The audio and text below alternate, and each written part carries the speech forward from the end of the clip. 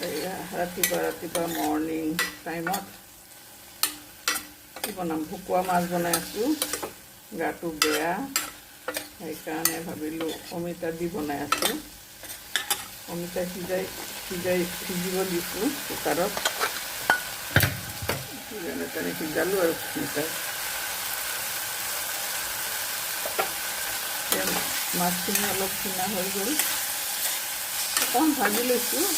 সামান্য তেলত ভাজি লৈ পিঁয়াজ দি অলপ শ্বৰ্টকাট, নিজৰ কাৰণে বনালে যে কি অৱস্থা হয়, এনেকুৱা হয় শ্বৰ্টকাট বনোৱাত।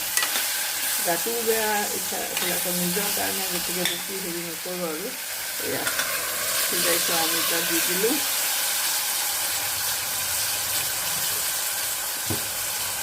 আৰু অলপ জোল দি দিলোঁ।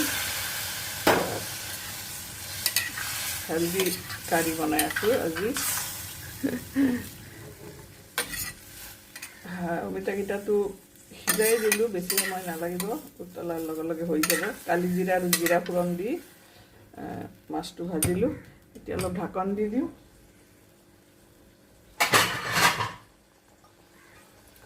হেল্ডি আঞ্জা বনাই আছোঁ দেই। 5 মিনিটৰ কাৰণে উতলি থাকক, পিছত আহি আছোঁ। 5 মিনিটটো উতলি গ'ল, বাকী ইনগ্ৰিডিয়েণ্টখিনি দিওঁ। অমিতাটো কুকাৰত সিজাই দিছোঁ, অলপ জোল থাকিব লাগিব, গতিকে এতিয়া বাকী ইনগ্ৰিডিয়েণ্টখিনি দি দিওঁ। বাকী ইনগ্ৰিডিয়েণ্টনো কি তাকে দেখাওঁ। এইটো হ'ল মান ধনিয়া আৰু ভোট জলকীয়া, দুইটা দি দিলোঁ। আৰু এটা ইনগ্ৰিডিয়েণ্ট আছে,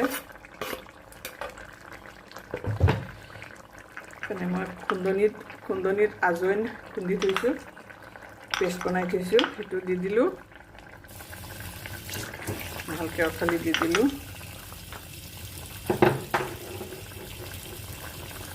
এতিয়া অলপ মিলাই দিলেই বাছ হৈ যাব।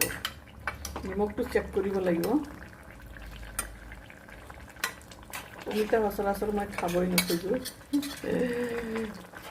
লগৰজনীয়ে কিনি দিলে খাক বোলে। তাৰপিছত এতিয়া নিমখটো চেক কৰোঁ।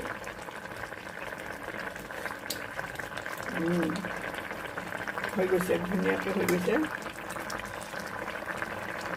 থেংক ইউ ফৰ ৱাচিং। আকৌ লগ পাম নতুন এটা ভিডিঅ'তে। মোৰ এইটো আঞ্জা হৈ গ'ল, ঢাকি দিলে হৈ যাব। আৰু আজৱাইন আৰু মান ধনিয়াৰ স্মেলটো লৈ ল'লে হৈ গ'ল আৰু। থেংক ইউ ফৰ ৱাচিং।